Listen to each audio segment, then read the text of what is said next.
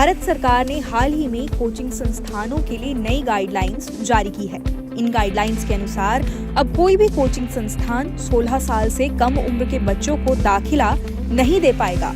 इससे पहले कोचिंग संस्थान 12वीं कक्षा से पहले भी बच्चों को दाखिला दे सकते थे। इसके अलावा कोचिंग संस्थान किसी भी तरह की भ्रामक जानकारी नहीं दे सकते हैं, जैसे कि रैंक या अच्छे अंक की गारंटी देना। इन दिशा निर्देशों का उल्लंघन करने पर कोचिंग संस्थानों को 1 लाख रुपए का जुर्माना लगाया जा सकता है। आइए विस्तार से 10 पॉइंट्स में समझते हैं कि कोचिंग सेंटर को लेकर सरकार की क्या नई गाइडलाइंस आई है। पहला और सबसे महत्वपूर्ण, कोचिंग संस्थानों को साफ निर्देश दिया है कि अब वो ना तो अच्छी रैंक की गारंटी दे सकते हैं और ना ही गुमराह करने वाले वादे कर सकते हैं। दूसरा, अब कोचिंग संस्थान स्नातक से कम शिक्षा वाले ट्यूटर को भी नियुक्त नहीं कर सकते हैं। तीसरा, छात्रों का नामांकन सिर्फ सेकेंडरी स्कूल एग्जामिनेशन के बाद ही अब करना होगा।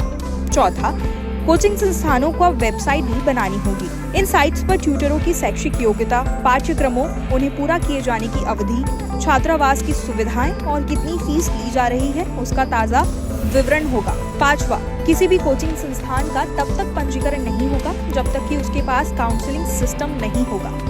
छठा, सरकार का मानना है कि अवसाद या तनावपूर्ण यानी कि डिप्रेशन जैसी स्थितियों में छात्रों को तत्काल सहायता उपलब्ध कराने के लिए संस्थानों के पास ये तंत्र होना चाहिए। सातवां, अलग अलग पाठ्यक्रमों के लिए कोचिंग सेंटर्स को ट्यूशन फीस उचित रखनी होगी। अब फीस की रसीद भी अनिवार्य होगी। आठवां, अगर छात्र अपने पाठ्यक्रम की पूरी फीस का भुगतान कर देता है और वो पाठ्यक्रम को बीच में छोड़ देता है तो उसे 10 दिनों के भीतर बाकी की फीस रिफंड की जाएगी। नौवां, केंद्र सरकार ने इसी के साथ सुझाव दिया है कि अगर कोचिंग सेंटर ज्यादा फीस वसूलते हैं तो उन पर 1 लाख रुपए तक का जुर्माना लगाया जाना चाहिए। इसके साथ ही संस्थान का पंजीकरण भी रद्द किया जा सकता है। 10वां, इन दिशा निर्देशों के प्रभावी होने के 3 महीने के भीतर नए और पहले से मौजूद कोचिंग सेंटरों को अब पंजीकरण कराने का भी सरकार ने प्रस्ताव रखा है।